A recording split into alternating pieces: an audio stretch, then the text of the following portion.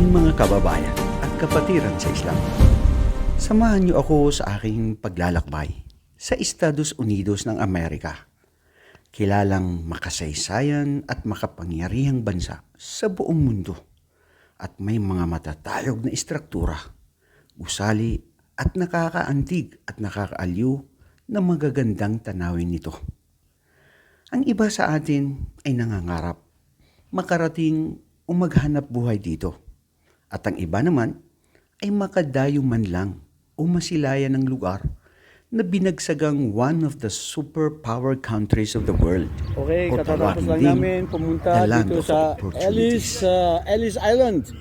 Ito yung history na bago ka mag-migrate, dito ka muna dadaan. Ito yung Ellis Island na dapat dito muna dadaan bago ka formally na makapasok dito sa Estados Unidos. So ganun lang yun. Kung nakikita niyo minsan yung mga pelikula sa Hollywood, minsan dito nagaganap at dito sila nagsushooting, di ba? At ngayon, dalawa na napunta namin. Pumunta kami sa Statue of Liberty dito sa Ellis Island. At katatapos lang namin mag-pray ng Jum'ah dito sa may Washington DC. Tunay district eh? Kuada yung pusat sa Virginia. Virginia, oh. Oy. Ang masjid dyan yung sa Darul Hijrah. Sa Darul Hijrah kami nakapag-pray. At ito, may masjid doon. Tapos dito katabi niya dito, isang monument or something like a church, a chapel. And you can see the gospel changes everything. Oo. Allah. Hindi dahil nasa Amerika ang tao or saang bansa man o tawaging OFW man tayo, ikaw rin ay minsay dumadaan ng hirap. May mga pighati, lungkot at pagsubok sa buhay. Mayaman man o mahirap, lahat ay dumadaan sa hamon ng buhay. Ganyan makatotohanan at patas ang ating tagapaglikha sa kanyang mga nilalang. What really matters is acceptance, contentment of life, wika nga, and be happy of what you have. Yan ang tunay na magpapasaya sa tao, lalo na kung may tigib na paniniwala at pananalig sa tunay na nag-iisang Diyos na dapat sambahin, si Allah subhanahu wa ta'ala. Hindi ang pera ang magpapasaya sa tao. Maybe, a sort of it. But money can't buy happiness. Dahil ito'y material lamang, na palamuti at naglalaho din. Sabi nga ng mga maranaw, "Binsagad sukin tay nakakalsupim basukan." Maraming mga biyaya na di natin naalintana, tulad halimbawa ng magandang kalusugan o tamang pag-iisip, ang magkaroon ng masunurin at mabuting asawa at mga anak, magkaroon ng tamang oras na naigugugol sa kaluguran ng Allah, o magkaroon ng mga tapat na kaibigan at mabubuting mga kamag-anak. Ito rin kaya ay mga biyaya, subalit ang karamihan sa atin ay nakakalimutan at di napapansin itong mga biyayang ito. Tayo na may naniniwala bilang Muslim na ang lahat ay may kanya-kanyang biyaya na nakalaan sa tao bago man siya iluwal ng kanyang ina sa mundong ito.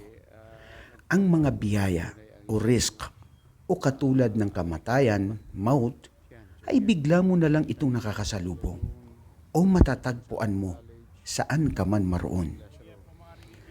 Tulad ng aking pagbisita muli dito sa Estados Unidos, di ko akalain na makabalik muli. Pangalawang beses ko nang pumunta dito bilang dayo. Na makatuon na I was invited, meaning I was selected among the chosen participants to join this program about the religion and society in the public policy in the United States of America. Sisagyan kaya so far 17 days or 3 weeks journey mi ang milestone in the United States of America. Na naman nagyang kaya kuwan karsada ka itatanaw na diyan kaya putaw. Sa agad din na sobrang niya magatos ram. At makambula kataw. Car na ginans kanya ni man to mobile medicine sa gipantagan niya ito. Atans kanya na alhamdulillah ka miya kasi na miya kasunga mirop na sa kilidaragat bagay man to magaga kagabi na sunga mirop man. Na naman nakapiyagi ng tubulgar. Ini niya kadagdag lataw ayap kabubayan yan na pagkadasan. Tigyaki niya Imam Shafi'i at tagarrab anil awtani fi talabil ula. Musafir fa fil asfari khamsu fawaid. Tafriu hammin wa iktisabu ma'ishatin wa ilmun wa adabun wa suhbatu majidin. The first time I came when I was still young. And it was way back 2006. Under the sponsorship of United States Security Council, a true study program about the states, religion, and policy of United States of America. I was recommended by my mentor, Dr. Hamid Barra, and our Mindanao State University in Marawi City. During my time as a faculty member of King Faisal Center for Islamic, Arabic, and Asian Studies. The tour study took 1 month, and we traveled across the United States, from New York, and we moved to Washington, D.C., and we went also to Atlanta, Georgia. We went also to Illinois, Iowa, and we ended our program in San Francisco, California. We crossed the United States, the 5 states. Tignan nyo, ito pa yung ibang video ko dito. Batang-bata pa tayo rito. Makapal pa ang ating buhok. It was really an awesome and unforgettable journey. At ang aral, ang buhay ay parang paglalakbay. Minsan doon, minsan dito, kahit saan ka ipadpad ng tadhana. Kasi ang lahat ay tapos na. Wika nga, makabulog ako ris, na di ko kapindamaran, kabuluga bagyan ta, na di takapalaguyan ka anda nga minitanda sa palad.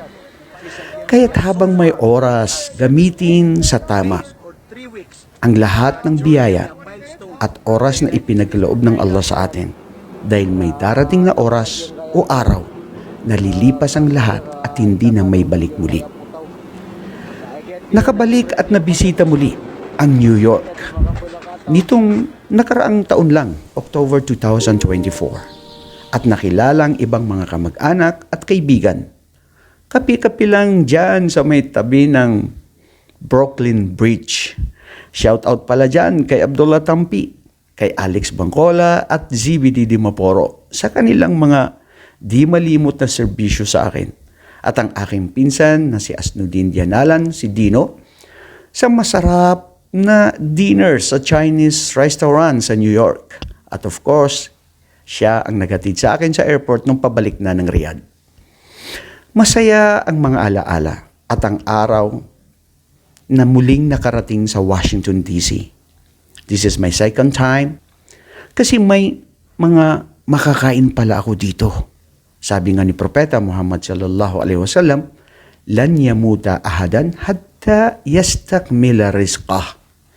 Di kailanman mamamatay ang isang tao hanggang di niya makumpleto ang anumang biyaya na nakalaan sa kanya. So why worries? So hanapin mo lang ang mga biyaya ng Allah subhanahu wa ta'ala at huwag maging tamad sa buhay. Nabisita rin ang isang family friends.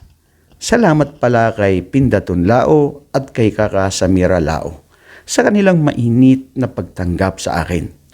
Sila ay naghanda ng mga pagkain. Nagtipon-tipon ang mga kakilalang Maranao at Maguindanao community na kanilang mga kaibigan dito sa Washington, D.C. Para lang ako nasa Marawi sa kanilang mga luto at sa mga, alam nyo yun, yung kultura at tradisyon dala-dala natin bilang isang Maranao o Pilipino kahit man saan tayo maroon. Nakilala din ang bagong mga kaibigan. At ang isa sa di ko makalimutan dito, kaya pala ako nakarating dito ay dahil sa may isang kanunang mapalad na nagbalik Islam sa akin. Patibayin nawa siya ng Allah sa kanyang pananampalataya. bumisita at nakarating din sa Los Angeles, California dahil sa pag-host ng malapit na kamag-anak na naninirahan dito. Ang aking cutie na mabait na auntie, Emma Rugong and family. It was really wonderful visiting them and staying in their house for 2 nights. Thanks also to all of you guys and to Abdurrahman and Amir, my deepest gratitude. At dahil kapos ako sa oras, bumalik agad sa New York para sa return flight ko sa Kingdom of Saudi Arabia. Muli, maraming salamat sa inyo lahat sa di malimot at mainit niyong pagtanggap sa akin. Ang 1 linggong biyahe sa Estados Unidos ay para lang akong pumunta na bumisita mula Marawi patungo ng Maynila. Bitin talaga ang oras, pero maraming alaala at saya at aral sa buhay. Maglakbay-lakbay ka lang, marami ka nang makikita at matututunan sa iyong buhay. Hanggang sa muli, ang inyong manlalakbay, Amrola de Maljambangan, ilalika wa fi amanillah.